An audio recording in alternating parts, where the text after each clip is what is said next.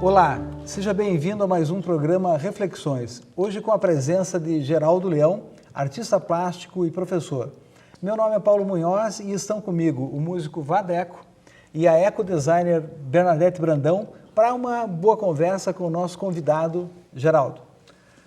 Geraldo, antes de mais nada, quero te agradecer a aceitar o convite para esse papo conosco aqui com o telespectador e queria já te jogar uma pergunta.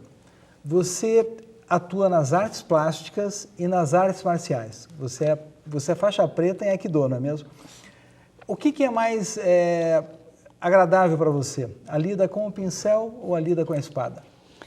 Bem, primeiro, obrigado pelo convite e pela oportunidade de conversar com amigos, né? Isso é a coisa mais importante do mundo.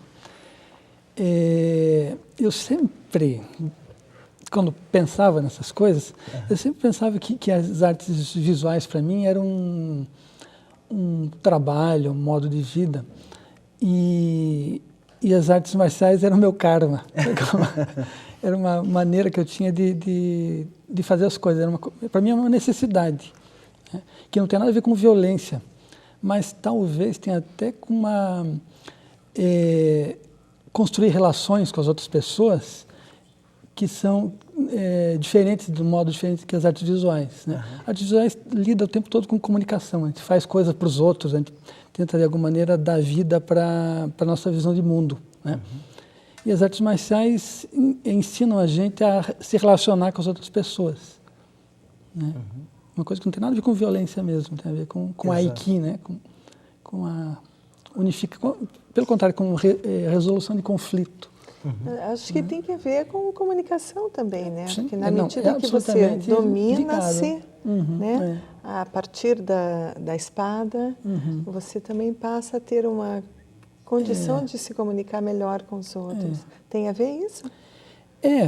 Porque a verdade, as coisas não acontecem como em tudo, né? As coisas não são separadas do contexto, né?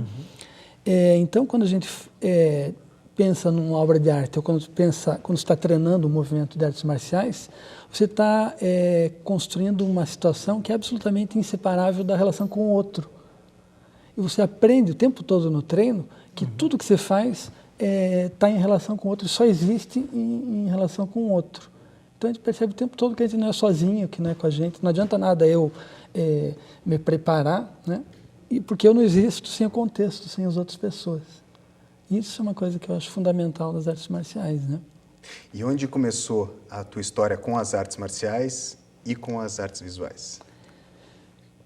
As artes visuais foram uma coisa anterior, porque eu falo pouco, eu sempre fui uma pessoa introvertida e eu desenhava muito desde criança. Então, o desenho foi a minha maneira de construir essas pontes, né? Desde bebê mesmo, desde criança. E aos 12, 13 anos eu comecei a treinar judô em Antonina, quando eu morava em Antonina, antes de vir para Curitiba. E foi uma paixão assim que me acompanha até hoje. E sempre foi Aikido? Não, né? Não. Quando adolescente eu treinava judô, que era a única coisa que existia ao nosso alcance em Antonina. E em pouco tempo a academia fechou, o professor não pôde mais dar aula e a gente se juntava uns moleques apaixonados, a gente chegava a contratar professores que vinham daqui de Curitiba, iam para lá treinar. E Morretes tinha um professor de judô e de karatê maravilhoso, que era japonês mesmo, que trabalhava como agricultor em Morretes. A gente descobriu Tokudomi Sensei e convidava ele se encantou também que tinha gente interessada, ia para lá dar aula para a gente, era uma coisa muito legal. E quando eu vim para Curitiba fazer cursinho, eu comecei a treinar capoeira também. Depois, mais tarde, o Aikido. O Aikido aconteceu mais tarde na minha vida, apesar de ter durado já uns 18 anos. Né? Então o processo é longo. Então. Uma pergunta, Geraldo, você nasceu em Morretes, né? Eu nasci em Morretes e com 2 anos de idade eu fui para Antonina. E fiquei em Antonina, com pequena passagem em Curitiba até os 17 anos, quando eu vim para cá, para Curitiba de novo, para fazer cursinho, né? Tá. Uma coisa, o ambiente enfim, a flora exuberante, a fauna, porque as duas cidades são lindíssimas, né? Isso te induziu para esse caminho visual das artes plásticas, da arte gráfica? Sim e não, né? Primeiro porque eu tinha uma relação muito forte com as artes visuais, primeiro uma compulsão mesmo, mas pela relação que eu tinha de berço com obras de arte e com interesse da minha família por arte. Meus pais gostavam dessas coisas, apesar de nenhum ser artista, né? Eles gostavam dessas coisas, então, e tinham amigos que eram artistas. Então eu convivi desde bebê mesmo com desenhos, com pinturas, com obras de artistas legais, assim, e tinha primos, parentes que eram artistas também. Então eu cresci com essa familiaridade, né? Eu sabia que existia isso desde criança, que é uma coisa que não é muito comum. E ao mesmo tempo a minha vivência com a cidade, com a natureza, né? Uma infância muito livre, principalmente em relação com a infância de hoje, me fez talvez perceber ou viver experiências intensas, né? Que está na base de tudo, né, que a gente faz. Perceber que a vida é feita de momentos marcantes também, né? Que a vida pode ser densa. Né? A ida para a escola pode ser densa, a ida para nadar na ponte pode ser uma coisa importante, brincar no morro pode ser uma coisa existencialmente intensa. Isso acho que é inseparável da minha relação com as artes visuais. Né? E você passava isso para o papel já pequeno, ou não? Eu desenhava o tempo todo. Eu não sabia ainda o que eu fazia com aquilo, né? Eu desenhava porque era uma necessidade, desde reproduzir história em quadrinhos, que era uma coisa que eu adorava desde muito criança, até coisas que eu não sabia de onde vinha, nem porquê, mas... Você guardava isso, Geraldo? Sim, sim. Até hoje? Tem coisa até hoje. Ah, que legal. É porque o desenho eu vejo assim como uma ferramenta fantástica, né? Como uma ferramenta de cognição, ou seja, de entendimento do mundo, uma ferramenta de expressão pessoal e uma ferramenta também de planejamento, né? E eu vejo assim que às vezes até, sei lá, algumas escolas ou algumas pessoas subestimam o valor do desenho, né? Digamos, você é uma das figuras que permaneceu com o desenho, imagino. Agora, eu acho que muita gente perde isso, né? É uma pena, porque todo mundo gosta de desenhar, né? E o desenho é uma coisa já bem estudada, que artes em geral, música e artes visuais, são coisas muito importantes na formação desde criança, porque ela desenvolve o pensamento lógico. E desenvolve a capacidade de se relacionar, né, com os outros, ritmicamente, visualmente, com a vida. E, principalmente, elas, né, as artes em geral, elas são um instrumento poderoso de treinamento de se concretizar as ideias. Né? Quando você está fazendo música, ou está fazendo arte, ou está fazendo exercício de teatro, você está o tempo todo tendo intuições, tendo ideias e concretizando, trazendo para a realidade. Isso altera completamente a formação das crianças. Isso é um instrumento muito, ao contrário, né, da fantasia de que a artes tira da realidade. Pelo contrário, as artes em geral são uma forma muito efetiva de enraizamento, né, na realidade. O que nós conversávamos quando estávamos juntos é o quanto isso estrutura a personalidade do indivíduo e como, se a gente pudesse falar identidade de um povo, como que isso poderia estar estruturando maior reconhecimento do povo brasileiro, se ele estivesse se expressando. Então, a gente identifica a importância do desenho em qualquer infância de todas as crianças. Com certeza. Todas as crianças. E aproveitando o desenho, o que você acha de desenhos recorrentes, no seguinte sentido? Tem pessoas, meu pai, por exemplo, é uma pessoa que ele está falando no telefone, ele está desenhando, ele não sabe direito o que ele está desenhando. Isso acontece com diversas... Eu também, eu tenho um desenho que eu sempre faço o mesmo desenho quando eu estou no telefone, só que eu nem presto atenção. Assim, e se eu for escrever algo sem olhar ou desenhar sem olhar de maneira... vou tentar, eu não consigo fazer. O que você acha, como que você acha que funciona o cérebro nesse momento? Você tem alguma, ou acontece isso com você? Acontece com todo mundo, na verdade. E eu tenho lido algumas coisas, eu não sou estudioso, mas estou começando a me interessar bastante por neurociência. E já li várias vezes referências ao fato de quando você está esboçando, rabiscando, amassando papel, enquanto está falando de outras coisas, pensando, o teu cérebro trabalha de uma maneira muito mais ampla. Você coloca em conexão articulações, né? Menos direcionadas. Então, você consegue ter ideias ou soluções para problemas que você não teria de outra maneira. Então, rabiscar é um instrumento muito efetivo também para você pensar concretamente, mesmo que esteja rabiscando coisas aparentemente diferentes, desvinculadas daquilo que você está tentando resolver. Não, isso que você falou eu acho genial, porque, por exemplo, eu tenho que estar conversando e escrevendo. Agora, recentemente eu estava lendo 2 livros sobre a Apple, né? Um iVoz sobre o Wozniak e outro sobre o Steve Jobs. Os 2 livros falavam de inovação. E o que é determinante na carreira do Steve Jobs, né, é um curso de caligrafia que ele fez. Ou seja, isso mudou a cabeça dele. Né? Então, veja, que crianças hoje estão estudando caligrafia? Pelo contrário, né? Estão direto no computador, né? E o engraçado é isso, se não fosse o estudo dele, isso, palavras dele, o Apple não seria tão bonito, que não teria nascido já com um estudo de tipologia adequado para a visão, agradável e tal. Né? Ou seja, a importância da estética no mundo, né? Sim. Né? Me lembra uma coisa assim, Geraldo, como que, né, o cérebro está conectado com o braço, com uma expressão, né? E a importância de nós estarmos trazendo esse movimento corporal expresso no papel, o que quer que seja. E, distinto de hoje, os computadores não trabalham os mesmos movimentos, né? É como a gente estava falando, as coisas não são separadas, né? Nós não somos separados. O cérebro faz parte do corpo, né? O corpo está indissociavelmente ligado ao cérebro.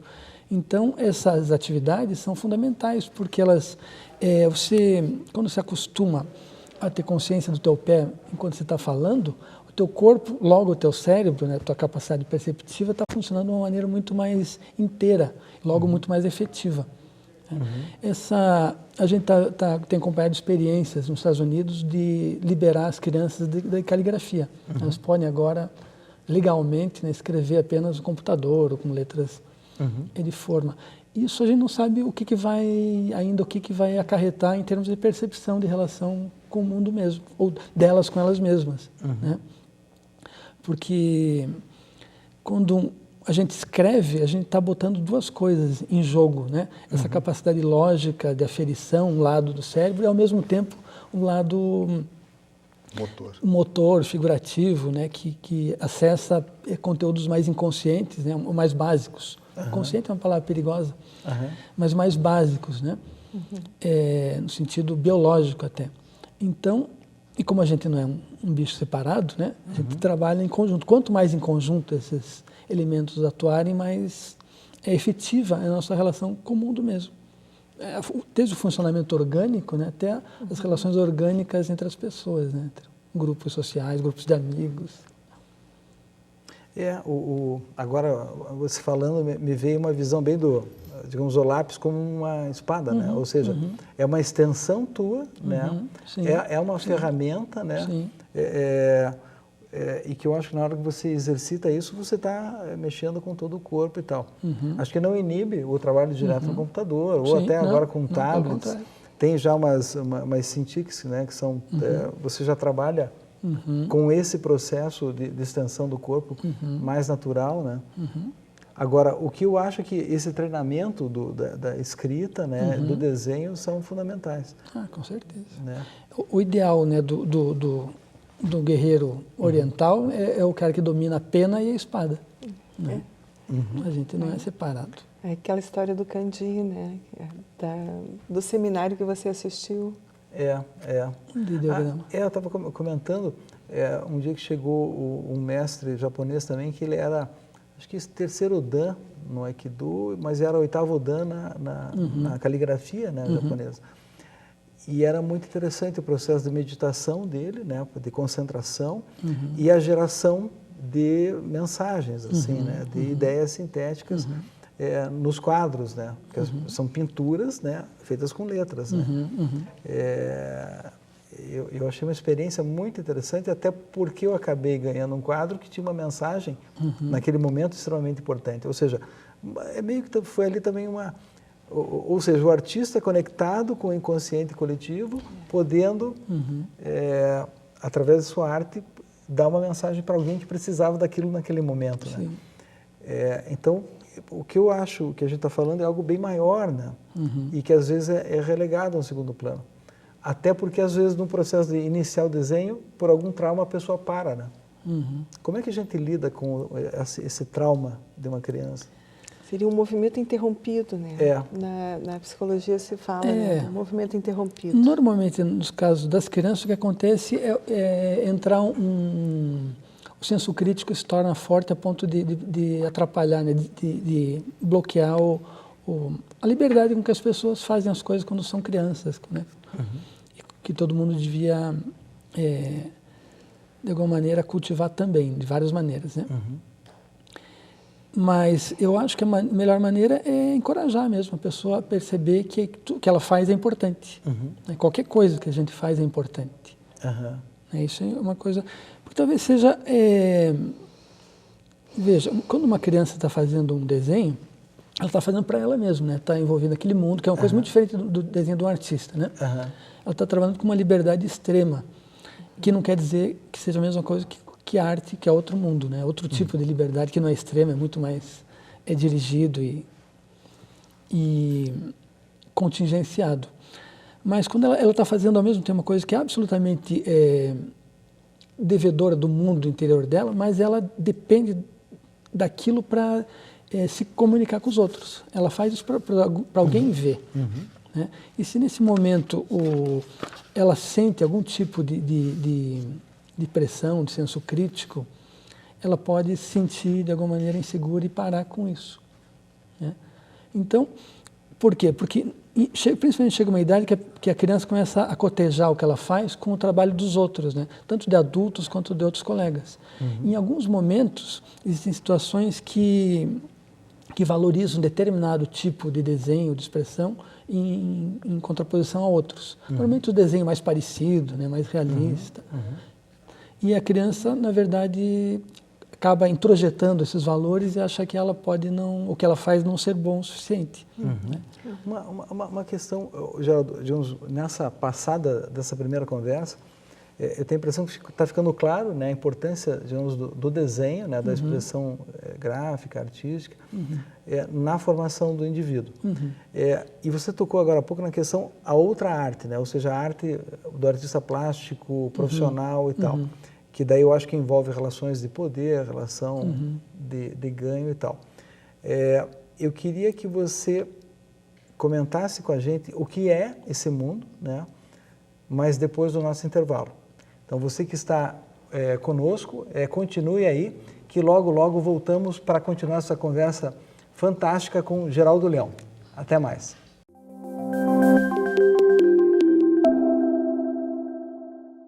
Olá, estamos voltando aqui, é o segundo bloco do programa Reflexões, hoje com o artista plástico Geraldo Leão.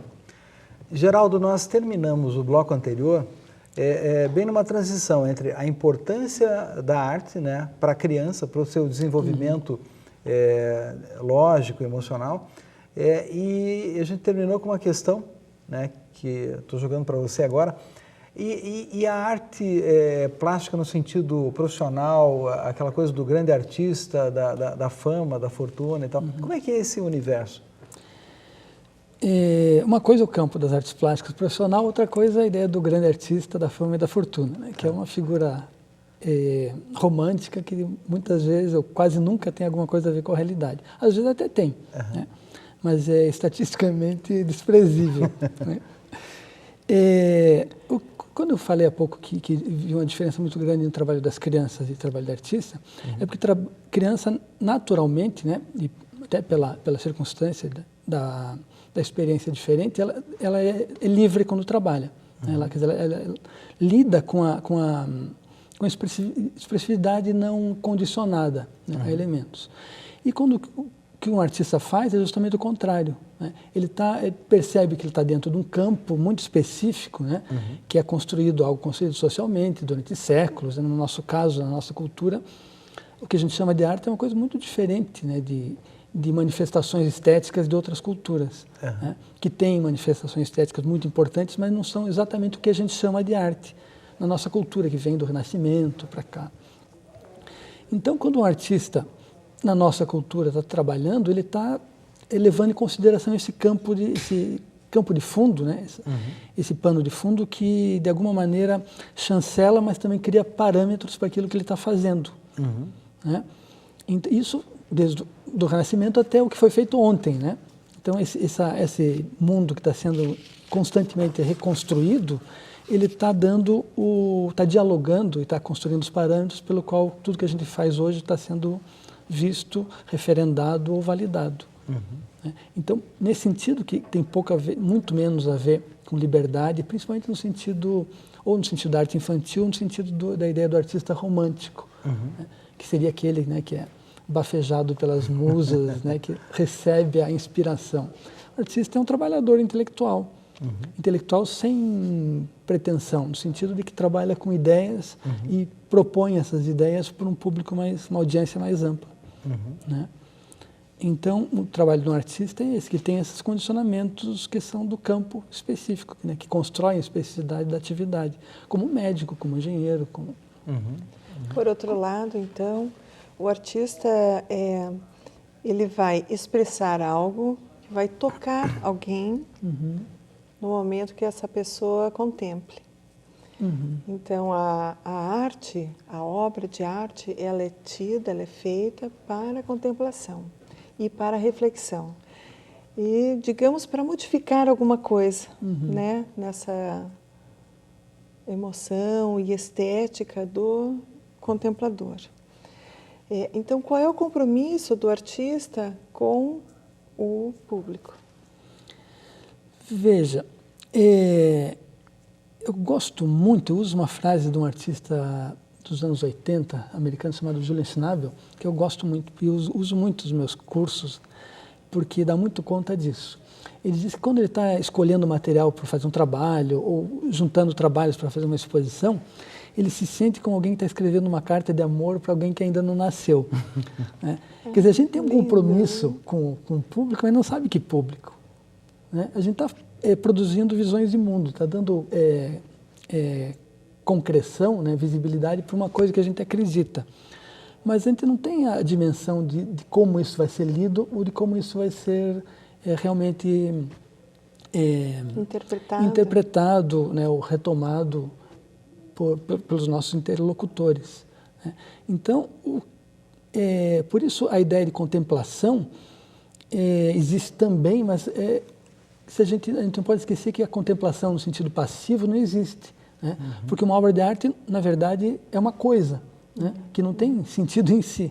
Se não tem um espectador ativo, né, alguém que está ali produzindo, projetando o significado, aquilo não é nada. É um monte de pedra, um monte de barro, um monte de tinta, não tem o menor significado.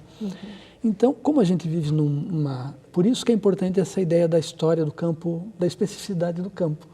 Porque ela dá os padrões comuns que possibilitam aquilo que eu falo ser entendido por outra pessoa. Né? E o artista vive por definição, naquele fio de navalha, né? Que ele tem que, ao mesmo tempo, produzir uma visão fresca, né, inédita, nova sobre o mundo, não no sentido de invenção, mas no sentido de um outro olhar sobre as coisas que já existem, e, ao mesmo tempo, ser entendido por alguém que não estava dentro da cabeça dele quando ele pensou naquilo. Né?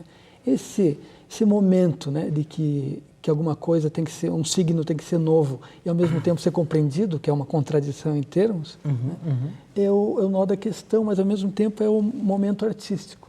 Um momento onde por isso eu acho que a arte é uma coisa importante, né? Porque naquele momento um espectador que está ativo, né, que está interessado em traduzir ou interpretar determinada mensagem, ele sai da sua zona de conforto e aprende alguma coisa nova, né? Ele muda nesse sentido. Né? Então, por isso que as ditaduras sempre perseguem as vanguardas, né? E com o discurso de que as artes de vanguarda são incompreensíveis, não são feitas para o povo. Mas, na verdade, o que é feito para as pessoas já entenderem, mantém as pessoas escravas no mesmo lugar onde elas já estão, né? A gente só muda de lugar quando a gente salta a partir por um ponto que a gente não dominava antes, né? Isso eu acho um papel fundamental das artes visuais, né?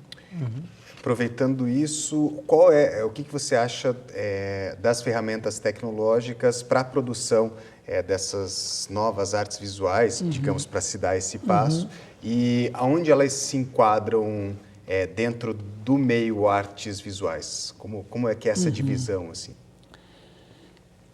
Veja, se a gente pensar em termos de catalogação, né, ou de historicização do século XIX, né, que durou muito até avançou no século XX, a gente pode separar as produções, não só em artes visuais, mas em música, em teatro, né, mas por gêneros, né? Tem os pintores, os escultores, pelas linguagens, né, artísticas. Mas se a gente pensar em arte, em criação em geral, essas coisas fazem menos sentido, né? Na verdade, os meios tecnológicos que a gente dispõe hoje são uma ferramenta fundamental, né? Elas estão mudando a percepção do mundo, estão mudando o modo, né, servindo como filtro, né, pelo qual a gente vê o mundo, logo eles estão transformando o mundo também. Então, esses meios estão fazendo parte cada vez mais da produção artística em geral, né? Eu tenho cuidado para separar as novas mídias, no sentido de uma coisa mais contemporânea, das velhas mídias como algo menos contemporâneo, né? O que é uma coisa pertinente para o nosso mundo hoje é o modo como essas coisas, esses procedimentos ou essas ferramentas são usadas, e não as próprias mídias, né? Senão a gente cairia num pensamento determinista, né? Que de alguma maneira acha que o que é mais novo é necessariamente melhor ou mais avançado, né? Na verdade, o que a gente faz com aquilo, né, a gente pode pegar um computador de última geração e produzir um resultado conservador, reacionário, né, política ou esteticamente falando, né? Claro que a percepção, a sensibilidade muda, né? A gente tem uma relação com o tempo, com a temporalidade, muito diferente dado pelas novas mídias, né? Tem um pensador que eu gosto muito, que é o Paul Virilio, né? Paul Virilio, que trata muito dessas questões. Ele mostra como a informática criou interfaces, né, o computador, a televisão, que fazem com que o que se faz hoje seja imediatamente no sentido de sem mediação, né, percebido em outro lugar, um ponto mais remoto do planeta, e alterando a realidade completamente numa situação que você nunca poderia pensar quando está produzindo, né? Então isso vai alterar a sensibilidade e vai alterar os modos de fazer arte, né? Mas não no sentido de ser a linguagem, o equipamento contemporâneo ser intrinsecamente melhor ou mais avançado, né? Ele muda a sensibilidade, logo vai propor problemas novos. Tem uma coisa que eu gosto de pensar quando fala, geralmente você vê a palavra tecnologia muito ligada ao computador, né? Acho uma ferramenta fantástica, eu adoro a computação. Agora, eu gosto de trabalhar com um conceito de tecnologia apropriada, ou seja, eu estou na praia, quero escrever uma poesia, aquele pedaço de madeira é o mais apropriado, né? Ou você está na praia com a guitarra e não tem uma tomada, é melhor o violão, né? O que eu acho que é bem interessante na novidade, né, da ferramenta, é o que ela abre. Por exemplo, eu vejo crianças hoje jogando um game com crianças de outras partes do mundo, né? E parece natural, ou seja, é natural. Para eles é natural. É duro eu voltar na minha infância e enxergar isso, né? Então, você consegue, por exemplo, você já atuou também em quadrinhos, né? Gostaria até que você abordasse isso. Você faz uma conexão desse novo mundo de um digital assim com a tua infância morretiana? Veja, conexão não tem, né? Mas talvez pelo fato de ter uma infância morretiana, né?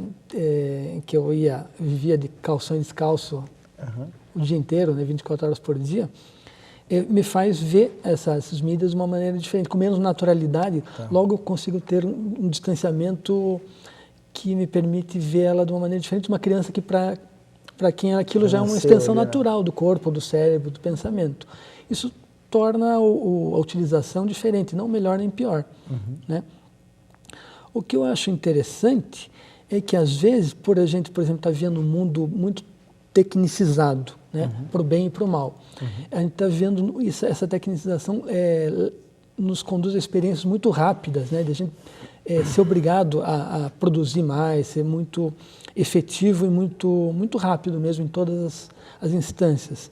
Ela faz, por exemplo, que talvez uma mídia tradicional, né, primitiva, seja um instrumento muito eficaz de problematizar essa velocidade que acaba virando inconsciente ou irrefletida. Percebe? Às vezes, uma maneira de pisar no freio, fazer as pessoas pensarem no ritmo que elas estão levando, pode ser botar na frente delas uma experiência tradicional, uma experiência de um outro tipo de temporalidade. E aí você traz novamente a importância para as artes plásticas feitas com materiais. Sim. E a experiência presencial, né? Em relação a uma obra de arte. Sim, isso é uma das possibilidades, né, que as linguagens tradicionais podem ser muito efetivas hoje. Não quer dizer que seja necessariamente em todos os casos, né? Sim. E eu tenho alunos, né, vejo artistas que trabalham com experiências, com performance, experiências na internet, né, usando tecnologia muito avançada, que são maravilhosas também, né? Produzem esse tipo de experiência intensa, né, que eu acho que eu pessoalmente acho que a arte deve trazer. Um pouco do que vocês estavam falando me traz essa questão do acesso. A internet, a ferramenta computador está permitindo o acesso e formas novas de experiência. Diferente de o acesso mais geral a uma obra que está num museu. E aí um pouco nós trocamos. Será que o museu está em crise? Com certeza está. Com certeza está.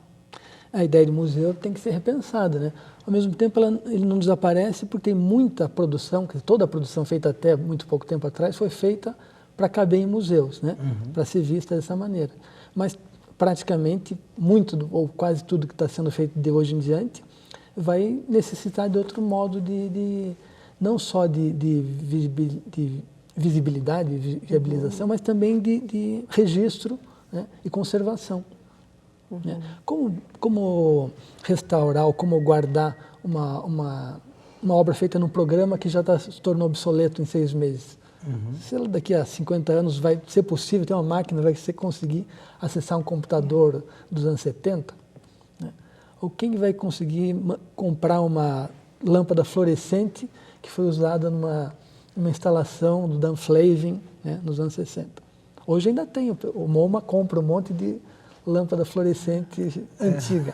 Daqui a pouco acaba isso. Né? Então a ideia de museu está sendo repensada necessariamente por causa da efemeridade, né, da percepção bem pontual de como as coisas estão andando cada vez mais rápido e se transformando. Né? Você acha que Inhotim, em Minas Gerais, é um exemplo dessa nova estrutura de museu? Inhotim é um exemplo de uma estrutura privilegiada de museu, né? Onde todos os espaços físicos são construídos para a obra, né? Ao contrário, não ao contrário. Como a gente está acostumado, tem um casarão, normalmente grande, né? Que é feito para colocar obras dentro. Lá, cada pavilhão é dedicado a um artista, né? A um projeto. Isso é uma maneira maravilhosa e é um privilégio de ter um espaço desse no Brasil para conseguir ver obras que de outra maneira seria impossível, né? Porque ela só pode existir naquela configuração. É uma das maneiras, com certeza. Mas é muito cara, né? Muito cara. Agora, tem uma outra coisa, até eu já fiz essa experiência, não basta você disponibilizar uma obra. Se a pessoa não tiver atenta, ela não enxerga. Né? Por exemplo, em Curitiba você tem vários painéis do Poti e tem alunos... Eu tive alunos que nunca tinham visto. Eles faziam um trajeto de ônibus na frente de vários painéis e nunca tinham visto. Né? Então, Então, ao mesmo tempo, a gente tem um acesso gigantesco ao mundo de informações, né, em orais, escritas, em imagem. Agora, ao mesmo tempo, há uma cegueira, né, em relação a tudo. Sim. Eu acho que você toca num ponto que dá para juntar com a tua pergunta inicial, que eu acho que eu não respondi, mas que não porque tem a resposta tem que ser respondido necessariamente, né? Mas é o fato da posição do artista como alguém que tem uma visibilidade privilegiada, né? Você falou do grande artista, do sucesso, dessas coisas. Quando um artista trabalha, ele está fazendo alguma coisa para ser visto, ou ser experienciado de alguma maneira, né? No nosso mundo já existem circuitos, né, ou então instituições construídas para dar abrigo ou para facilitar esse tipo de visibilização da produção de determinados artistas, né? E existem artistas que se dão muito bem em construir trabalhos e fazer esses trabalhos serem bem vistos, né? Facilmente vistos por uma audiência muito grande, né? Esses artistas são aqueles que a gente diz que são artistas que têm sucesso, né? Por quê? Porque eles, de alguma maneira, conseguiram viabilizar, né, o seu projeto e abrir espaço numa instância que tornou esses projetos visíveis para uma audiência mais ampla, que pode ser tanto pessoas que compram trabalhos, né, quanto pessoas que curam exposições, que indicam compras para museus, né, que tornam esse trabalho importante nesse sentido, né, ele ser recenseado e entrar no mapa do que a gente chama de artes plásticas. Né. Isso é uma coisa importante como carreira profissional, né, mas às vezes tem artistas que trabalham bastante, com muita qualidade e não tem esse tipo de colocação. Não tão colocados e tão expostos, né?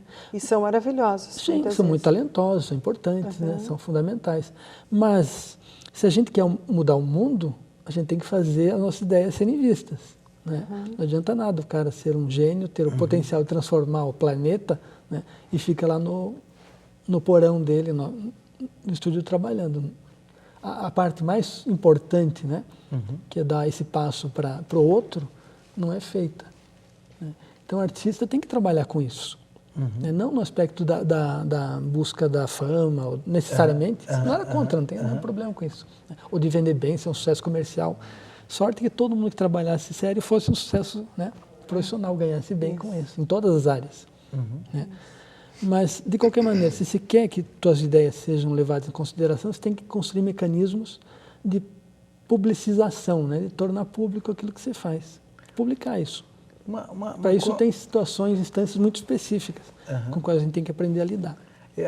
Acho que a gente está chegando, desculpe te cortar, é que a gente está chegando num ponto em que a gente começa a tocar a questão também para a quem serve a arte, né? Tá?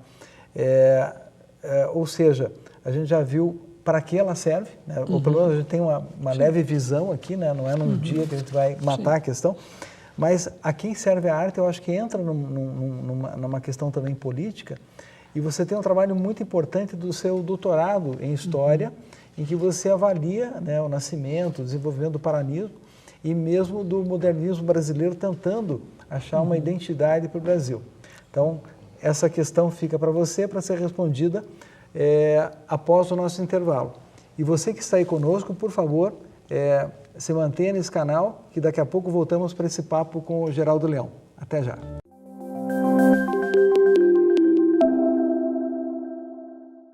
Bem, então estamos voltando com reflexões, agora no último bloco, aqui com o Geraldo Leão. Nós finalizamos o bloco anterior, Geraldo, colocando essa questão, a quem serve a arte, né? Relações de poder e tal. E você tem um trabalho importante estudando paranismo, né? O que foi esse movimento aqui no Paraná? O que foi o modernismo em São Paulo? O que é essa busca de identidade? A resposta, esse trabalho justamente envolve o início da sua pergunta, que é a quem serve, a quem interessa isso, né? Essa produção artística no sentido mais amplo. O paranismo foi um movimento que, como o nome diz, aconteceu no Paraná no período entre as guerras mundiais, entre a Primeira e a Segunda Guerra Mundial, nos anos 20 do século passado, e pretendeu ser um movimento que constituísse uma identidade específica da produção cultural do homem paranaense, do Paraná. Né? Esse era o discurso, esse era o objetivo, fazia parte dos manifestos, né? E da produção visual que esses artistas e teóricos, né? Desenvolveram. Agora, essa atitude inteira faz parte de um movimento muito mais amplo que vem da tentativa de construir uma identidade política, né? E de poder do Paraná, separado da província de São Paulo, da qual há pouco tempo atrás ele havia se separado. A gente sabe que o Paraná se separou em 1853 de São Paulo. Então, esse período, né, de 53 até o começo dos anos 20 foi um período extremamente efervescente culturalmente e politicamente no Paraná, porque houve a necessidade muito rápida de toda uma comunidade, né, política, econômica e daí intelectual, de constituir uma identidade própria que tinha que tomar posição nas assembleias, no Senado, no cenário político nacional, mas também, né, no cenário econômico. Né? E para isso o elemento simbólico é fundamental. E daí entra, né, os artistas plásticos nesse momento como os mais categorizados, instrumentalizados, né, para dar forma a esse tipo de discurso. Né? O Paraná era gerido por uma elite, né, vindo do mate, da erva mate, construída, né, enriquecida pela erva mate, e feita de luso-brasileiros, né, que vinham aqui desde o final do século XVII, com XVIII em diante. E só que esses donos da terra, eles tinham uma formação, quando tinham formação, no máximo era uma formação ligada ao direito, ligada às formações humanas, né, humanas que eles iam estudar, né, no Rio de Janeiro, quando podiam, iam para a Europa, mas basicamente os filhos das famílias ricas do Paraná iam estudar direito ou medicina no Rio de Janeiro. Então eles tinham muitas ideias, uma formação intelectual, literária muito grande, mas faltava esse instrumental visual para dar visibilidade a essas ideias. E havia no Paraná, já naquele momento, um movimento muito forte de imigração, né, de pessoas vindo principalmente da Alemanha, da Itália, da Polônia, né, que vinham para a agricultura, mas que tinham na origem formação urbana muito forte.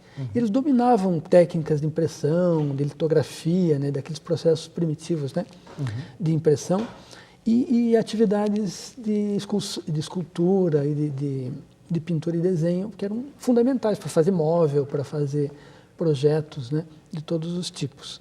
Então, esse pessoal que chegou muito pobre, né, basicamente para substituir os escravos, né, e tomar a posição social dos escravos naquela cultura, acabou tendo uma moeda de troca muito forte para ascender socialmente. Né? Eles puderam oferecer para aquela elite, que só queria, né, continuar no poder e criar formas, né, de registro e construir um passado que não existia, né, simbólico, né? Eles tiveram que fazer uso do conhecimento desses imigrantes para construir a visibilidade das suas ideias. Então, os símbolos do Paraná foram pensados naquela época, né? Toda uma tradição, né, pré-histórica, né, vindo de uma idade do ouro mítica, foi gestado naquele momento, né, no começo do século XX. Quando estavam sendo feitas a imagem do gaúcho também, do bandeirante paulista em São Paulo, essas coisas todas. Então, a arte moderna no Brasil em geral, nesse período, está inseparavelmente ligada a esses processos de construção de identidade. Né? E isso faz parte de uma briga política muito grande mesmo. O modernismo de São Paulo, né, foi o exemplo mais bem acabado da vitória, né, do poder econômico paulista, econômico que se materializou no pensamento simbólico, né, na vitória simbólica também do modernismo de São Paulo, Tanto a ponto de a gente falar hoje em arte moderna no Brasil, a gente associar com o modernismo de 22. Quando havia atitudes modernas, quer dizer, não acadêmicas, né, no Brasil desde o final do século XIX. Mas nós temos também, né, grandes artistas dessa época aqui, que representem o Paraná. Você diria algum nome? Na época do modernismo? E representantes do paranismo? Veja, o paranismo foi um movimento que basicamente se desenvolveu em torno de 3 artistas, né? O Lang de Morettes, o João Turim e o Zaco Paraná. Né? O Zaco Paraná viveu pouco no Brasil, porque ele ganhou muito jovem uns prêmios, né, de viagem para a Europa. O governo estadual pagou estadia de muitos anos para o Zaco na Europa, e quando ele voltou, ele foi dar aula na Escola de Belas Artes no Rio. Então, ele fez a escultura do Semeador na Praça Frás Correia, né? E foi importante porque ele foi professor, né, do Turim, foi professor, deu aula ensinou umas técnicas, porque o Turim, quando viajou o professor não foi do Turim, mas ele recebeu o Turim na Europa e apresentou por uma série de professores, de pessoas importantes. E eles foram professores do Erbo Stenzel, né, que é de uma geração posterior, mas que também estudou com eles e que construiu o projeto da Praça do Homem Nu na Praça 19 de Dezembro. Né? Então, na verdade, o paranismo é um movimento muito restrito, mas foi tão poderoso, tão efetivo, né, na sua construção de uma identidade, que até hoje a gente lida com essas formas como se fossem naturais, né, como se fosse um movimento muito amplo, mas foi feito por 2, 3 artistas e um pensador que foi o Romário Martins. Tá. Agora, mas ele acabou influenciando a geração do Nilo Cairo, Vitor Ferreira, que daí desembocou na fundação da Universidade Federal. Né? Dá para dizer isso? Na verdade, você acha que era paralelo? Era paralelo, porque esses intelectuais estavam na base, faziam parte de um grupo no qual o Romário Martins foi formado. Tá.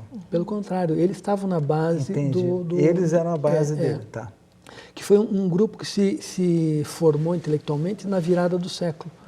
Então, eles tinham uma atuação muito grande no Clube Curitibano, em alguns círculos que eram círculos de paranaenses. Entendi. Né? Que se desenvolveu uma ideia de construir esse tipo de identidade. E a partir dessas ideias foi se consolidar num pensador mais jovem, que era o Romário Martins, que desde 17, 18 anos, 16, 17, trabalhava com eles nessas revistas. Então, esse pensamento que o Romário Martins cristalizou foi plasmado por um movimento intelectual desde os anos 90 do século XIX. E você acha que essa identidade ela é clara para todo mundo? Veja, como todo bom processo de identidade, bom no sentido ideológico, né, que deu certo, ela é aceita inconscientemente, ela passa a ser naturalizado. Né? Porque, na verdade, todo processo de identidade é sempre artificial. Né? Porque nós somos o Leminski dizia que todo mundo sozinho é um bando de louco. A gente é sempre muito complexo. Né? O que a gente chama de identidade, na verdade, é um processo em eterna transformação. Existem singularidades na nossa experiência, mas ela só existe a partir dessa conexão e transformação constante com os outros, com o ambiente social, político, com os amigos, tudo. Né? Então, toda a construção de identidade é artificial. E eu acho que a importância do paranismo, né, para o bem e para o mal, foi ter conseguido naturalizar essa ideia. Hoje a gente vê símbolos de pinha, de pinhão, de pinheiro, de araucária, e para a gente fala em Paraná, a gente lembra disso. Mas, na verdade, isso foi construído nesse período. E não existia isso, sabe, até então.